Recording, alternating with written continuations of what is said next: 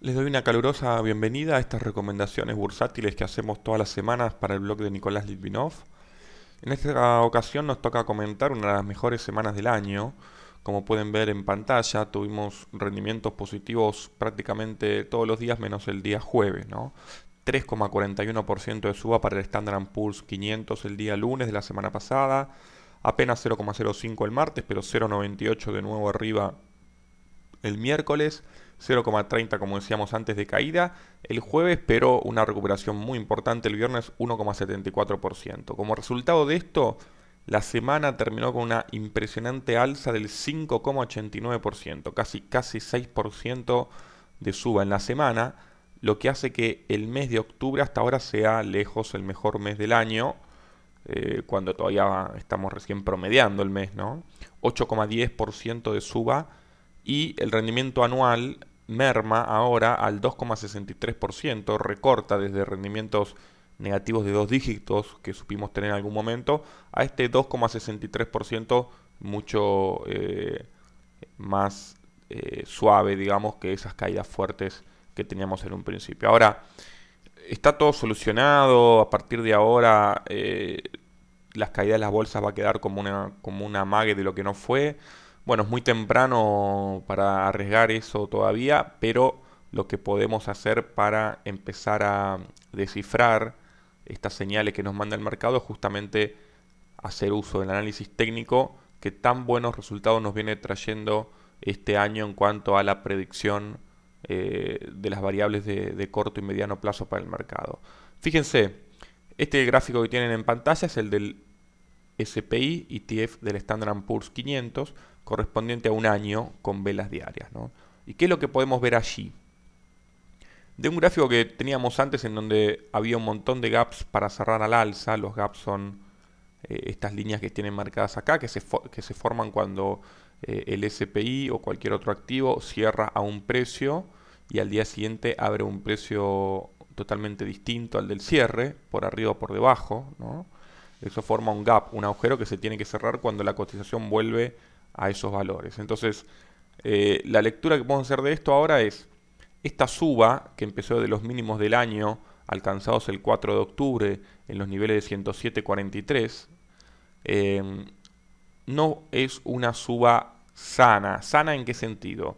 En que en, en, en los días de alza que tuvo fue dejando gaps abiertos para cerrar abajo que se pueden ver en un gráfico de 20 días pero con velas de 5 minutos, ¿no?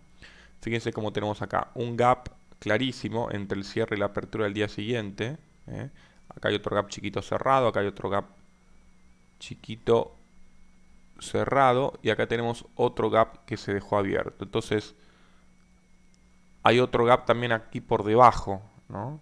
Con lo cual tenemos uno, 2 y 3. Pero acá estamos viendo que hay un gráfico que aparentemente está cerrado y yo puede ser que lo tenga marcado como abierto, que es este de acá, ¿no? Entonces aprovechamos, lo corregimos ahora y de paso aprendemos cómo es esto de los gaps. Vamos a tirar un gráfico de 10 días con velas de 5 minutos, se va a poder ver mejor. Es más, vamos a tirar un gráfico todavía más corto. 5 días, 5 minutos para corregir un gap que ya fue cerrado y lo tenemos marcado como abierto, que es este acá. Fíjense, este es un gap up de apertura que luego fue cerrado acá con otro gap y después con esta suba. O sea que este gap no corre más.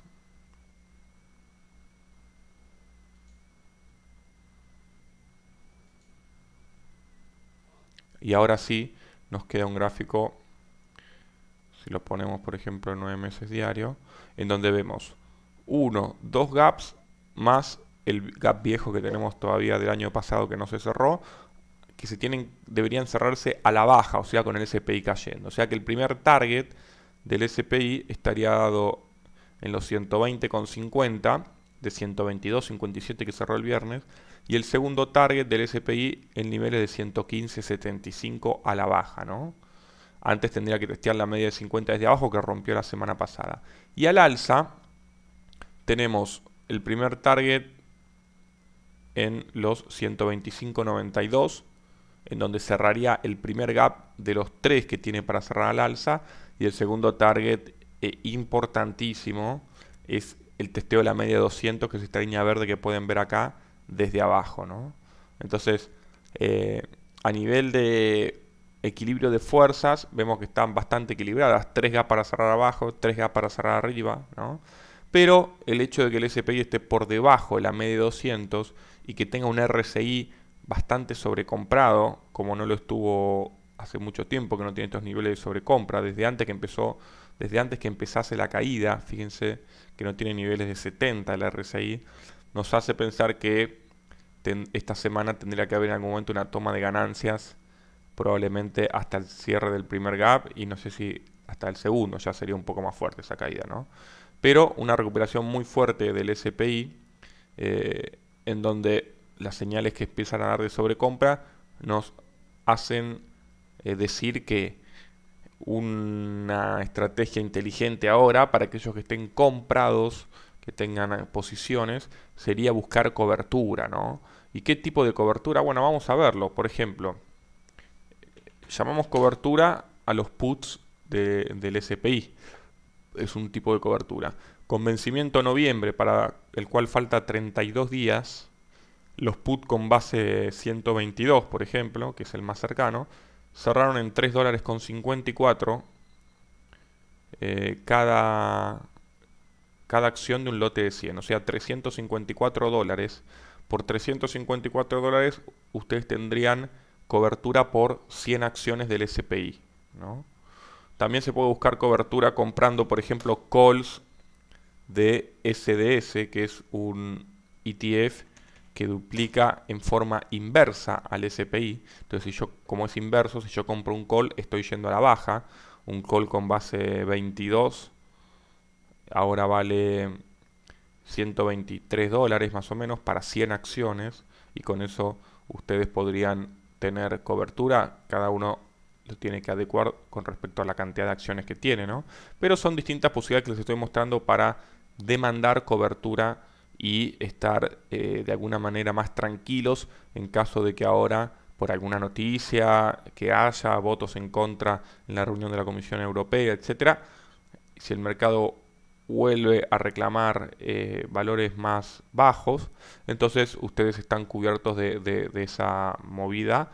Claro que eso tiene un costo, ¿no? Es prácticamente lo mismo que pensar en el seguro del coche. Si lo pienso de esa forma, la prima que pago, entonces puede ser realmente beneficioso, ¿no? Todos estos temas se ven en los cursos de Tu Dinero, de los cuales vamos a hablar en un ratito nada más.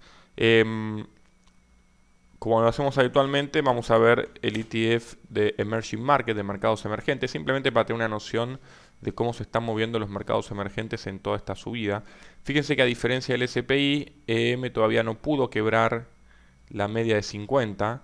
Vamos a repasar como lo hicimos en SPI por las dudas si los gaps están bien marcados, y nos encontramos con que este gap está bien marcado, pero este fue cerrado, ¿no? Entonces ya no correspondería, que es el mismo que teníamos abierto en el SPI y luego tuvimos que corregirlo. Entonces vamos a hacer lo mismo acá, y ahora sí tenemos, y acá tenemos un gap abierto que no está marcado, ¿no?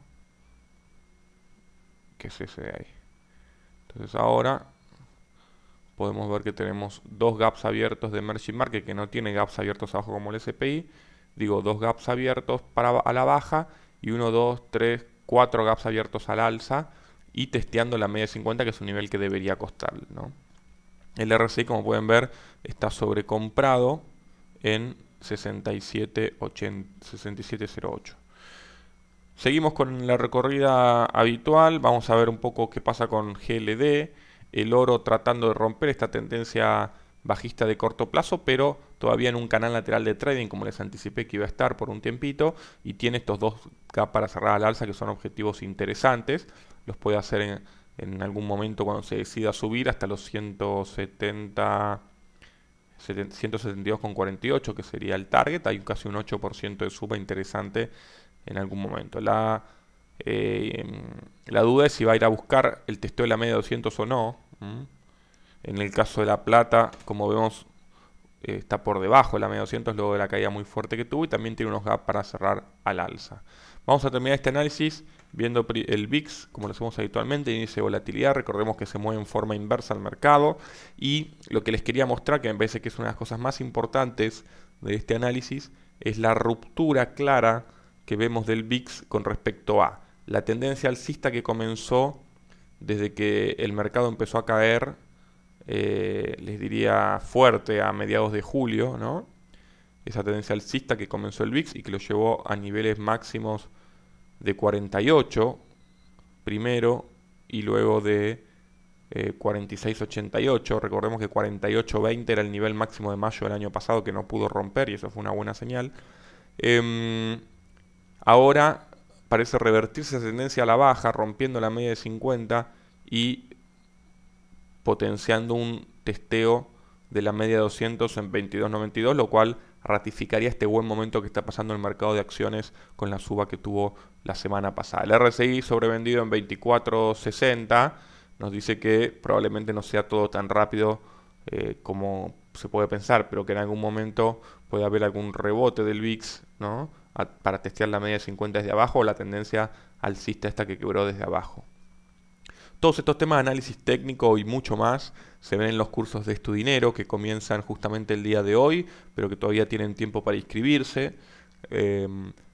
Para obtener más información de estos cursos pueden entrar en www.estudinero.net o escribir a cursos@estudinero.net o a mi mail o al contacto que figura mismo en mi blog. Aquellos interesados, cualquier duda que tengan referida a los cursos me pueden preguntar y vemos todos estos temas y mucho más. Hacemos análisis mucho más profundos del mercado y le agregamos de alguna manera valor al inversor individual al darle fundamentos a sus decisiones de inversión. Muchas gracias por haber escuchado este informe hasta el final. Seguimos en contacto a través del blog por cualquier cosa que necesiten y la semana que viene veremos si esta toma de ganancias que estamos pensando que puede darse en algún momento esta semana finalmente se materializa.